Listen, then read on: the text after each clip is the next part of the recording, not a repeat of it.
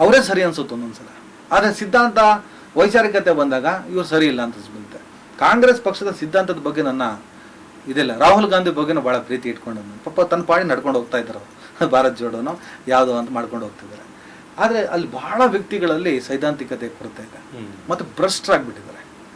ಆ ಭ್ರಷ್ಟಾಚಾರವನ್ನು ಆ ಸೈದ್ಧಾಂತಿಕ ಕೊರತೆಯನ್ನು ನಾವು ಪ್ರಶ್ನೆ ಮಾಡಿದ್ರೆ ನಮ್ಮ ವಿರುದ್ಧ ನೆರೇಟಿವ್ ಮಾಡುವಂಥ ಒಂದು ಮಾನಸಿಕತೆಗೆ ಫ್ಯೂಲ್ ಕೊಡ್ತಾರೆ. ಒಂದಿಷ್ಟು ಮಾಹಿತಿ ಇದೆ. ಕ್ರೈಮ್ ಪತ್ರಕರ್ತ ರವಿ ಬೆಳಗರ ಜೊತೆ ಕೆಲಸ ಮಾಡ್ಕೊಂಡು ಬಂದಿದ್ದೀನಿ. ಮೂಲ ಕ್ರೈಮ್ ಪತ್ರಕರ್ತ. ನಾನು ಬರೀ ರೌಡಿಗಳನ್ನೇ ಇಂಟರ್ವ್ಯೂ ಮಾಡ್ಕೊಂಡು ಬಂದವನು. ನನಗೆ ಸ್ವಲ್ಪ ಇನ್ವೆಸ್ಟಿಗೇಷನ್ ಜರ್ನಲಿಸಮ್. ಎಷ್ಟು ವರ್ಷ ಮಾಡಿದ್ರಿ ಸರ್ ಐ ಬೆಂಗಳೂರು? ಒಂದು 2 years. ಅದರೊಳಗಡೆ ಅಗಾಧ ಅನುಭವ. 2 years ಅಲ್ಲಿ. ಅದಾದಮೇಲೆ ಹಲವಾರು ಪತ್ರಿಕೆ ಸರ್, ತುಂಬ ಕ್ರೈಮ್ ಪತ್ರಿಕೆಗಳು ಬರೀತೀನಿ. ಸುವರ್ಣ ನ್ಯೂಸು, ರಾಜ್ ನ್ಯೂಸು. ಕನಿಷ್ಠ ಒಂದು 8-10 ವರ್ಷ ನಾನು ಮೀಡಿಯಾಗಳಲ್ಲಿದ್ದೀನಿ. ಈ ಮೀಡಿಯಾಗಳಿಗೆಲ್ಲ ಕೆಲಸಕ್ಕೆ ಸೇರಬೇಕಾದ್ರೆ ನನ್ನ ಒರಿಜಿನಲ್ ಡಾಕ್ಯುಮೆಂಟ್ ಜೊತೆಗೆ ಅಫಿಡವಿಟ್ ಡಾಕ್ಯುಮೆಂಟ್ ಏನೇನು ಕೊಡ್ತಾ ಇದ್ದೀರಾ? ಅವಾಗ ಹೆಸರು ಅಂತ ಕೊಡ್ತಿದ್ದೀರಾ? ಎರಡು ನನ್ನ ಮೂಲ ಹೆಸರು ಮತ್ತೆ ಅಫಿಡವಿಟ್ ಹೆಸರು, 2 ಡಾಕ್ಯುಮೆಂಟ್ಸ್ ಒಪ್ಕೊಳ್ಳೋದ?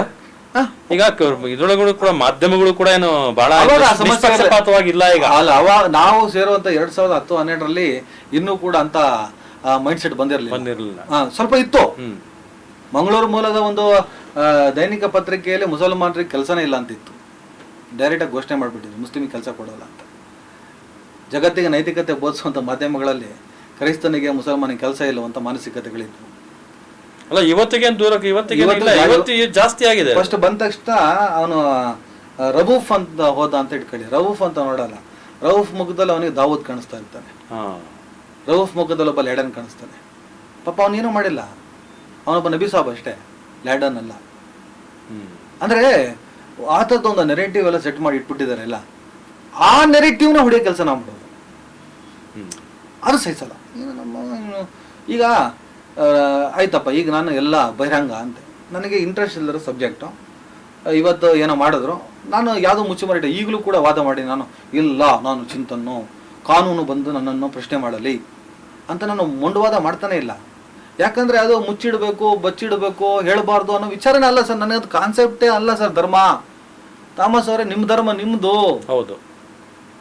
ಅದನ್ನ ಪ್ರಶ್ನೆ ಮಾಡಕ್ಕೆ ಇವ್ರು ಯಾರು ನಾಯ್ಕೊಡೆಗಳು? ನಿಮ್ಮ ಇಷ್ಟ. ನಿಮಗೀಗ ಥಾಮಸ್ ಅವರು ನಾಳೆ ಹೋಗ್ಬಿಟ್ಟು ಶ್ರೀ ಮೂಕಾಂಬಿಕೆ ದೇವಸ್ಥಾನದಲ್ಲಿ ಒಂದು ದರ್ಶನ ಮಾಡಬೇಕು ಅಂತ ಅನಿಸಿದ್ರೆ ಅದು ನಿಮ್ಮದು. ನಿಮಗೆ ಅವಕಾಶ ಕೊಟ್ಟಿದೆ ನನ್ನ ಕಾನೂನು. ನನ್ನ ಕಾನೂನು ಏನೋ ನಿಮ್ಮ ಬೆಲೆ ಹಾಕಿದ್ಯಾ? ನಿಮ್ಮ ನಂಬಿಕೆ. ನೀವು ಪ್ರೇಯರ್ ಮಾಡ್ತೀರೋ ಇಲ್ಲ, ನನಗೆ ಹಾಕ್ಬೇಕದು. ಥಾಮಸ್ ಅವರೇ, ಭಾನುವಾರ ಚರ್ಚಿಗೆ ಹೋಗ್ತಾರೇನ್ರಿ? ಫಯಾಸ್, ಶುಕ್ರವಾರ ನಮಾಜ್ ಮಾಡ್ತೀಯಲ್ಲ ಸರ್? ನೀವು ಹಿಂಗೆ ಕೂತಿದ್ದೀರಲ್ಲ, ಕಾಲ ಮೇಲೆ ಕಾಲ ಹಾಕೊಂಡು ಕೂರ್ಬೇಡ್ರಿ, ತೆಗೀರಿ ಕಾಲು. ನಾನು ಯಾರು ಸಾರ್? ನನ್ನ ಮಗನೇ ಎದ್ದು ಹೋಗಲೇ. ಯಾರಿಗೆ ಹೇಳ್ತಾ ಇದೆಯಾ? ಫಂಡಮೆಂಟಲ್ ರೈಟ್ಸ್ ಅದೇ ಇರೋ ದೇಶದಲ್ಲಿ.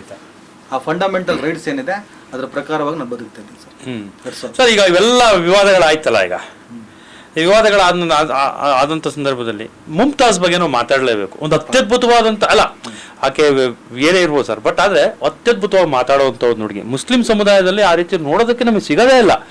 ಅಷ್ಟು ಅತ್ಯದ್ಭುತವಾಗಿ ಮಾತಾಡುವಂಥ ಹುಡುಗಿ, ಸಾಕಷ್ಟು ವಿಚಾರಗಳನ್ನು ತಿಳ್ಕೊಂಡಿದ್ದಾಳೆ ಅನ್ನುವಂಥ ಮಟ್ಟದಲ್ಲೂ ಕೂಡ